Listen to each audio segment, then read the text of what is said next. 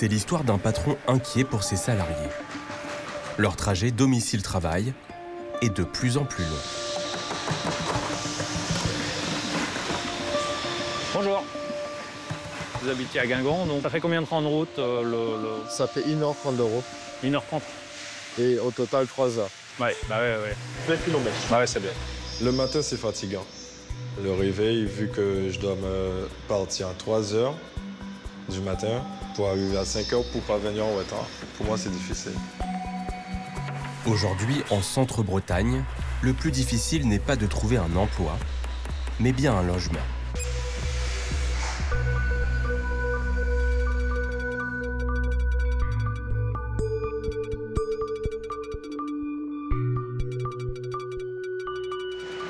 Bonjour. Depuis des mois, le scénario se répète. Dominique Lamballe, 59 ans, est un patron qui aimerait embaucher. Chez ce géant de la menuiserie, même les candidats les plus motivés finissent par se désister.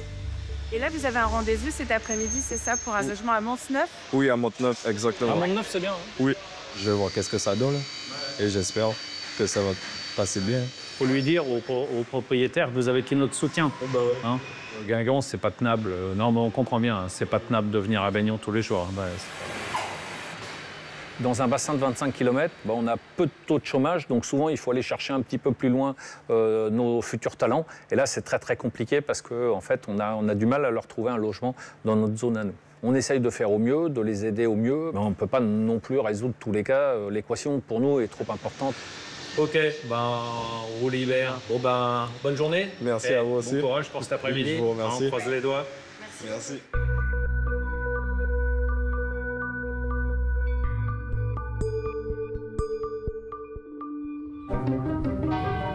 À Baignon, commune de 2000 habitants, l'entreprise de Dominique est le premier employeur. Et lorsqu'il traverse la rue, il se rend chez son père, André, ancien maire du village. Bonjour papa, Bon. ça va? Bonjour. Et toi, ça te gêne pas une vue comme ça? Oh, au contraire. Ouais.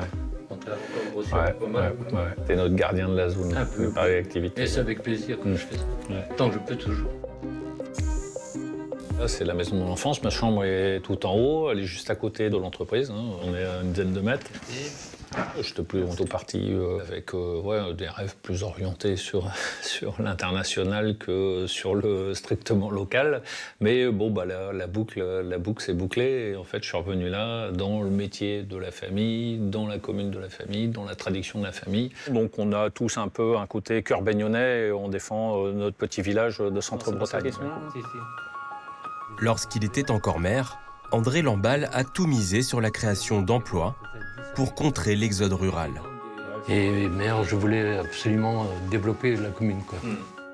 On était en retard vis-à-vis du canton et tout ça, donc on a pris le bâton de pèlerin et puis on a été voir les entreprises. On ne pouvait pas agrandir la commune sans maintenir les emplois sur place. En amenant les emplois, on amenait les familles. Et les familles, avec les enfants, faisaient vivre les écoles et les commerces. L'entreprise amène beaucoup de choses. Et fait développer tout l'ensemble d'une commune. 30 ans plus tard, le pari d'André a fonctionné. Baignon compte désormais un immense pôle d'entreprise. Mais la réussite du père a engendré les problèmes du fils. Faute de logement pour ses salariés, Dominique cherche désespérément des solutions. Le dynamisme peut-être de ce territoire va plus vite que la capacité à loger les gens. L'évolution de la société aussi fait que les gens peuvent divorcer, se séparer, etc. Donc il faut de plus en plus de logements. On a une vraie contrainte.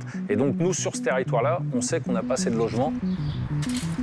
Comme Dominique, ce sont des centaines de patrons bretons qui tirent le signal d'alarme à cause du manque de logement.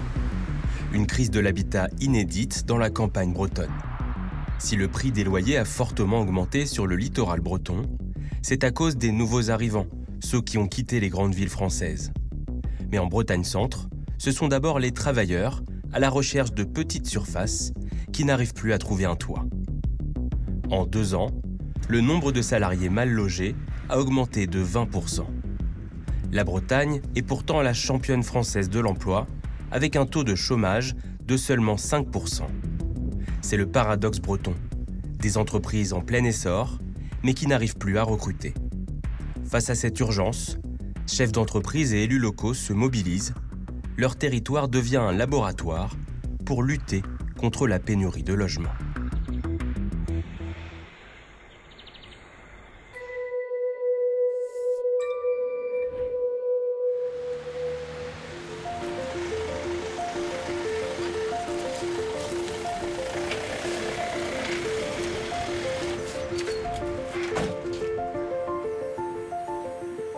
Ce matin, ce premier marché de la semaine en période hivernale.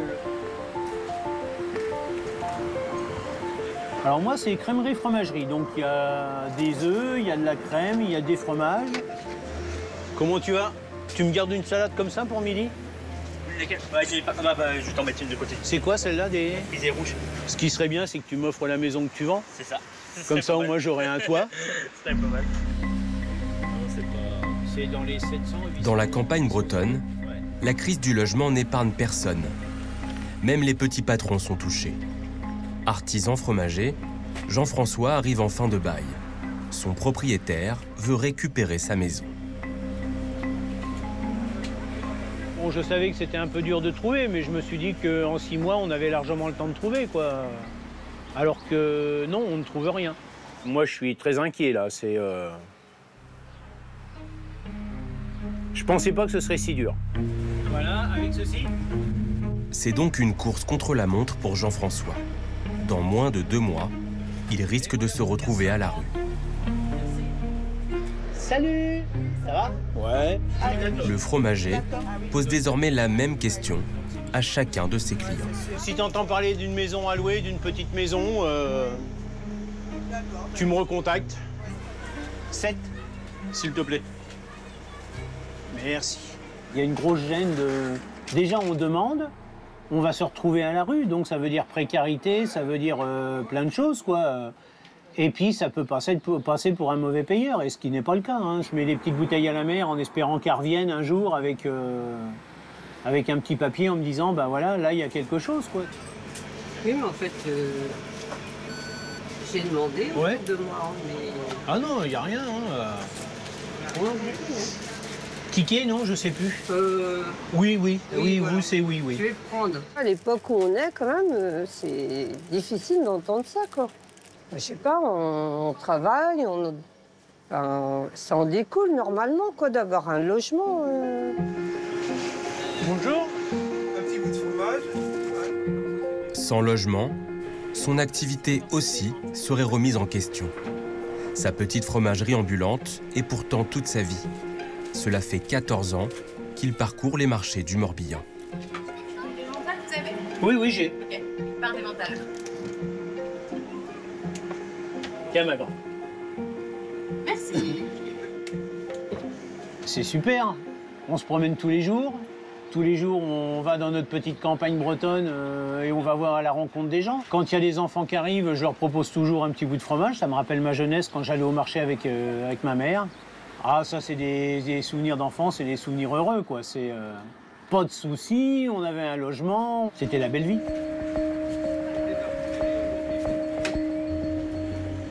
Il est 13h, Jean-François rentre chez lui et reprend sa quête. À 63 ans, il gagne 2 500 € par mois.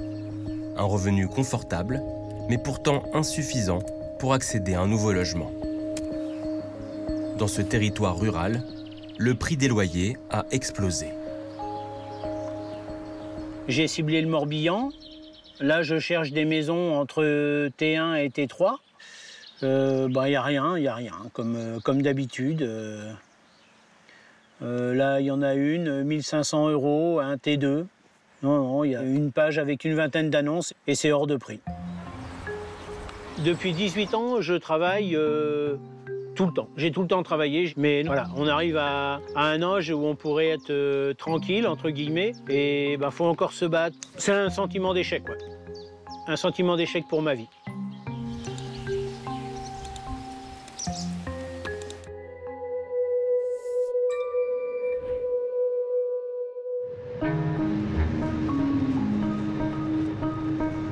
Il y a 15 ans, Cécile Landuré a quitté le littoral breton pour s'installer côté campagne, à Loudéac. C'est une région qui me plaît et auquel je suis particulièrement attachée, notamment pour le cadre de vie qu'on peut y trouver. Il y a beaucoup d'atouts sur ce territoire et en effet, quand on y est attaché, je pense qu'on a du mal à partir, ou en tout cas, on y revient. À 43 ans, cet urbaniste a une mission, financer et construire des nouveaux logements. À la tête du pôle aménagement du territoire de la communauté de communes, elle lutte, avec les moyens du bord, contre le mal-logement. Le territoire de Loudéac, c'est la plus grande zone industrielle du département. L'idée, c'est bien de se dire où est-ce que vont se situer les activités de demain, où est-ce que vont se localiser les constructions de demain. Ce matin, Cécile doit gérer une urgence. Elle a été contactée par une PME bretonne.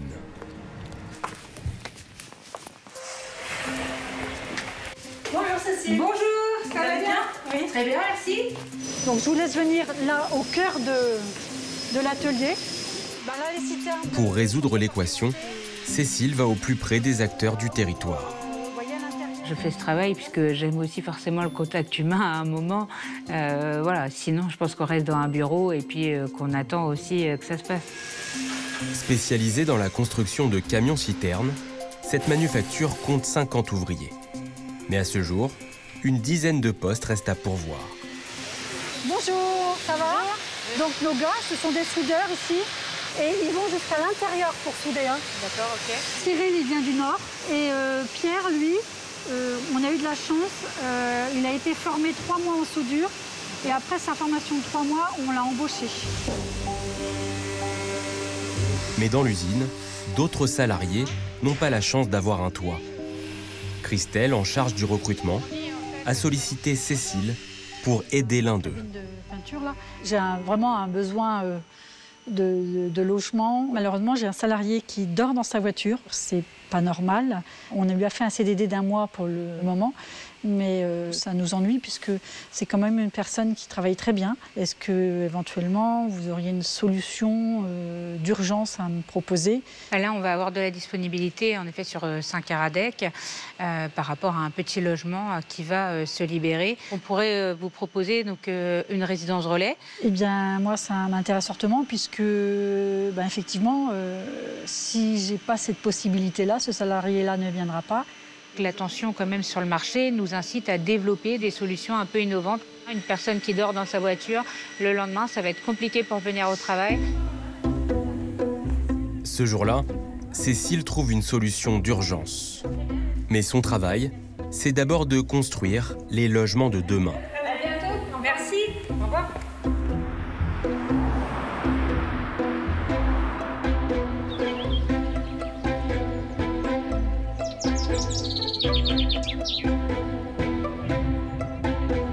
À 15 km de l'usine, elle est très attendue par le maire de ce petit village pour une visite de chantier. Ouais. La patronne est là, attention. Ça va bien?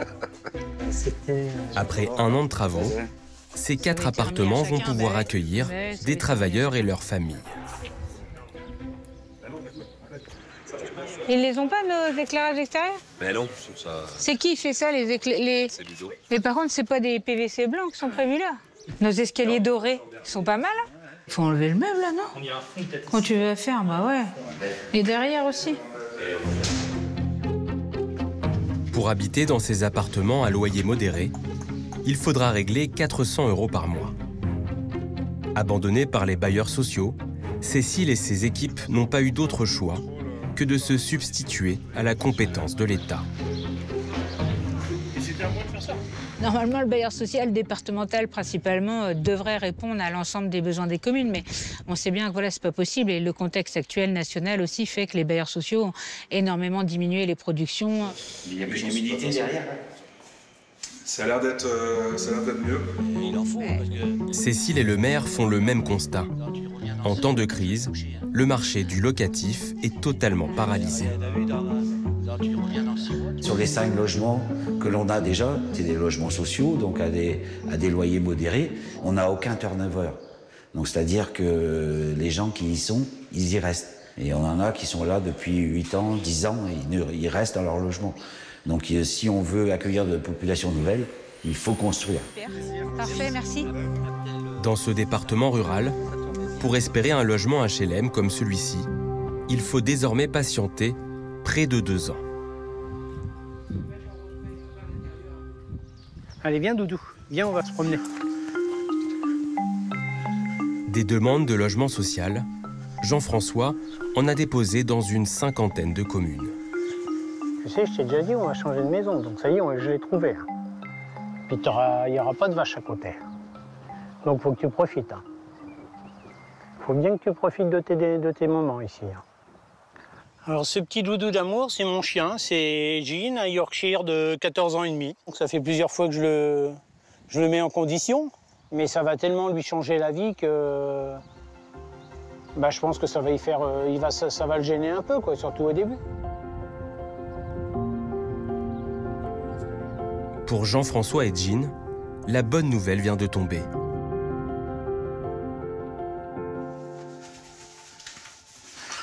Tu viens, Doudou?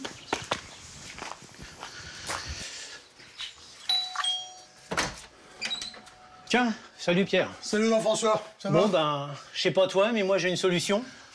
Enfin. Je suis content pour toi. Ça y est, t'es plus dehors. Je suis plus dehors.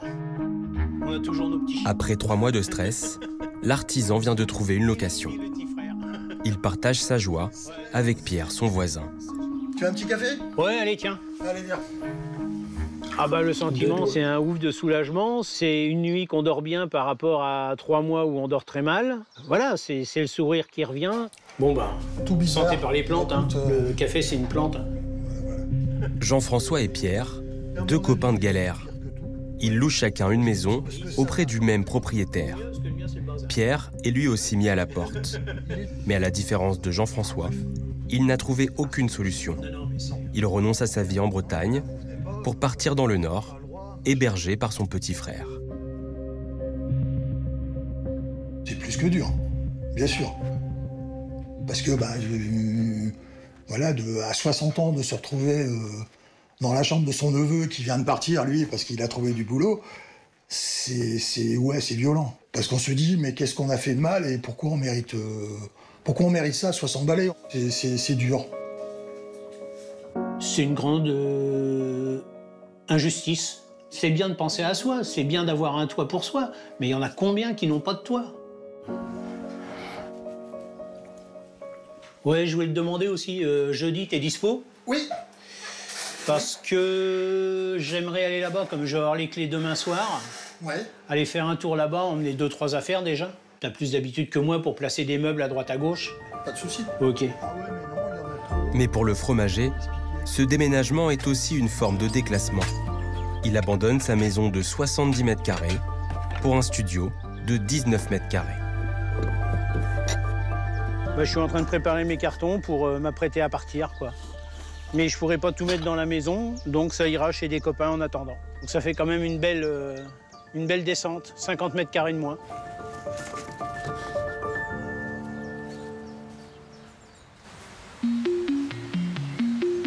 À Baignon, Dominique, le chef d'entreprise, ne cesse de s'agrandir.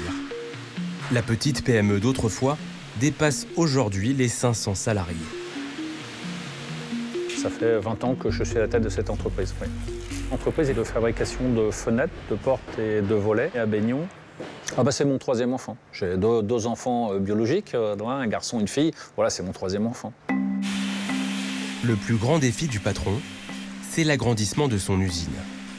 2 ans de travaux, mais sans nouveau logement aux alentours, son modèle de développement serait alors en danger. Monsieur, bonjour. Ça va? Très bien. Bonjour Dominique. Ça va? Comment allez-vous? Bien. On est en zone casque? Zone casque, impeccable. D'accord, ok, parfait. Merci. Bon.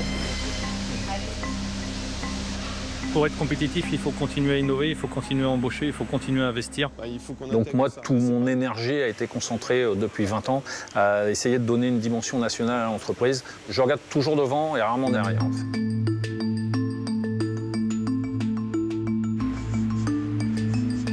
À 5 minutes de son usine, Dominique enfile ses habits de chef de chantier.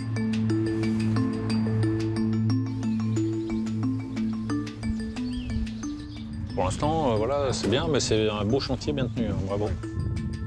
On a recalé un peu parce qu'elles étaient un peu enterrées, en fait, les maisons. Là. Ouais. Mais évitons de trop les enterrer parce que, bon, il y a quand même, on peut avoir de l'eau de temps en temps. Ça évite que les maisons elles soient en recueil d'eau. Ouais, le patron a pris une décision radicale. Construire et financer lui-même 41 maisons pour ses futurs salariés. Avant les vacances. Avant la trompe de 31. Cette logique-là, pour moi, est un peu datée. En fait, dans le fond, voilà, c'était un peu les logiques du siècle dernier où les patrons hébergeaient les salariés. Mais bon, il y a un principe de réalité qui est de dire une centaine de personnes en recrutement d'un coup sur la commune de Vaignon. On savait que ça allait être difficile. Donc, en fait, construire les maisons était un atout de plus de façon à pouvoir capter des gens qui sont au-delà de 25 km. En plus de la gestion quotidienne de son entreprise, Dominique n'a pas compté ses heures. Des dizaines d'allers-retours sur ce chantier. J'ai assez peu délégué ce projet-là parce qu'on voulait quand même que les maisons soient agréables à vivre, hein, soient bien faites. Par exemple, avec l'architecte, dans chaque maison, on s'est virtuellement assis dans le canapé de la personne pour regarder ce qu'elle voyait au travers de sa terrasse pour se dire il ne faut pas que les terrasses se chevauchent, etc. Et pour la mairie de Baignon, cet investissement privé est une aubaine à l'heure des restrictions budgétaires.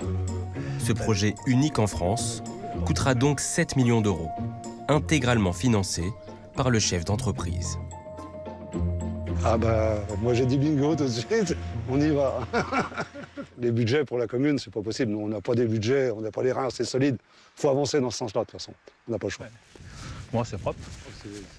Un peu de fierté quand même, parce que bon, ça fait un moment qu'on y est quand même sur ce dossier-là. Et là, on sent qu'on va y arriver, on va aller jusqu'au bout. Mais ça va être sympa. La livraison des maisons tant attendues se fera dans moins d'1 an. Les loyers des pavillons seront compris entre 700 et 800 euros par mois. Les 3 T3 sont là. Donc en fait, on fait cela, là, ça monte comme ça, et en fait, ça part comme ça. Là, les arbres sont plantés. Là, par contre, ils sont tout petits. Hein. Ils sont tout petits. Ouais. Mais la tâche ne s'arrête pas là. Dominique et Séverine, la directrice des ressources humaines, doivent décider des critères d'attribution. Qui seront les heureux élus et comment gérer les frustrations. Il y a la question qui va se poser, c'est de savoir si on vise les salariés qui ont une certaine ancienneté ou des nouveaux qui sont sur des logements un petit peu temporaires avant de trouver un logement un peu plus permanent. Il y a une autre question sur laquelle on peut s'interroger, c'est les horaires. Est-ce que finalement, faire 1 heure de route quand on travaille de nuit, c'est plus facile, moins facile que quand on est de jour? Ouais. On a des salariés qui peuvent être amenés à faire beaucoup de routes pour venir travailler. Je pense que ceux-ci vont être prioritaires, dans le sens où l'objectif, c'est de créer moins de fatigue, moins de routes, moins de frais aussi pour eux, pour favoriser effectivement une proximité avec le travail. Et c'est un vrai moyen de fidélisation et de recrutement. Faut bien les voir, les numéros. Potentiellement, toutes les catégories vont être représentées, mais les maisons les plus petites vont être les maisons qui doivent avoir le plus de demandes. On va avoir du monde à se positionner sur les T3. Ouais. On n'est pas là pour décevoir les gens, mais dans le fond, on peut pas. Sincèrement, on n'arrivera pas à résoudre ce que j'appelle sauver le monde. J'essaie juste d'apporter une contribution positive à une problématique, mais je ne peux pas, moi, tout seul, résoudre l'équation.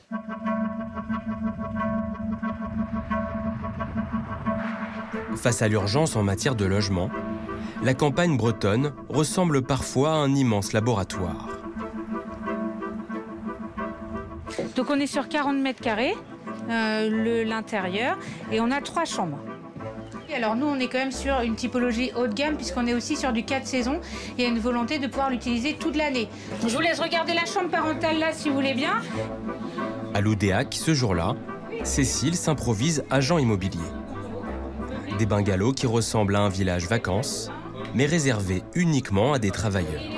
Et donc on a 2 autres chambres ici, une cuisine qui est tout équipée, voilà, micro-ondes, frigo, voilà, on a vraiment quelque chose de tout équipé. Chaque fois on a des toilettes séparées aussi, on a un beau niveau d'équipement, ah oui, et de confort. Alors est-ce que tout le monde veut venir travailler dans les entreprises chez nous? Eh ben voilà. Les nouveaux mobil-homes attirent les habitants du village. Ouais. Donc quand même, ceux qui joueront, ils seront bien là. Eh ben, c'est fait pour ça. Chez moi. Ça donne envie de venir en vacances. Eh ben, les gens viennent pour travailler, pas pour être en vacances, mais... Une belle terrasse aussi, couverte en partie, donc... Alors, on ne fait pas de camping ni d'animation. Non, on est bien sur des logements. Ce sont 10 logements à terme qui sont construits du coup sur voilà, du modulaire. C'est bien avisé donc, sur le développement économique et l'accueil de salariés d'entreprises. 1, 2, 3. Voilà. Merci, merci monsieur Vert, merci. Ces habitats en bois coûtent 50 000 € chacun. Économique et rapide à construire, voilà une solution concrète selon Cécile. Oui, il y a de la demande. On est complet dans nos autres résidences, là, à l'Oudéa qui est à Saint-Caradec, là on est complet. Ah oui.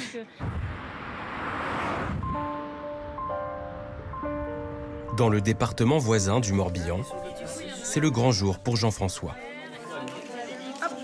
Et donc là aussi, vous avez le contrat de location dans les conditions générales du logement. Donc vous avez une signature à poser ici. Donc c'est bon? Ok. Celui-ci, c'est votre exemplaire. Bon, ben parfait. Le mode opératoire, voilà, tu peux pouvoir te connecter. Grâce à la mairie de Grandchamp, il a été sélectionné pour une expérience.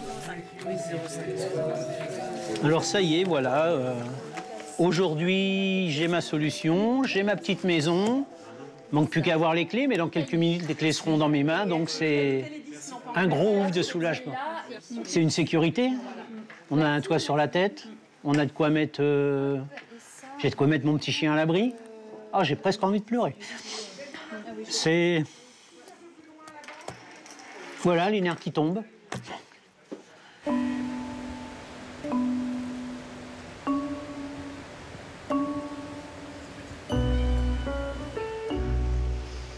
Là, on est dans le milieu du village.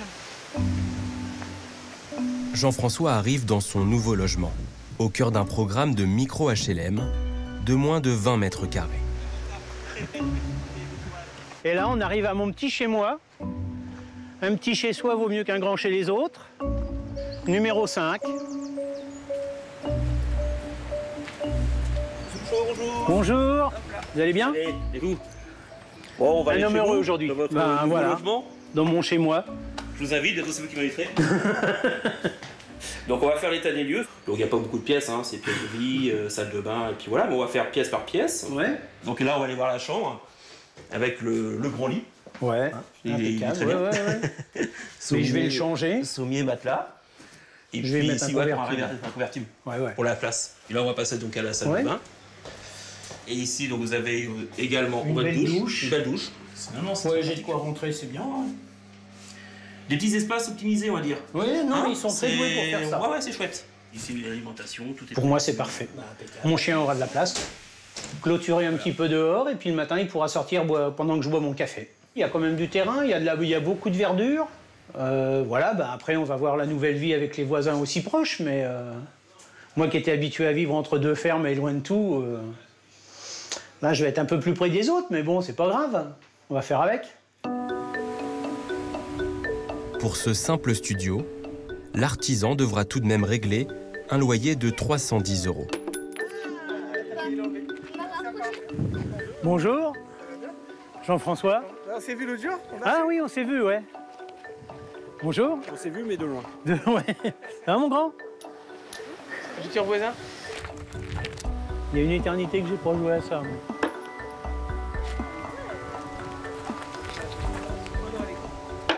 Alors, elle est bien. Jean-François démarre une nouvelle vie. Il fait partie des plus chanceux. Malgré toutes ces initiatives locales, les perspectives en matière de logement restent très préoccupantes.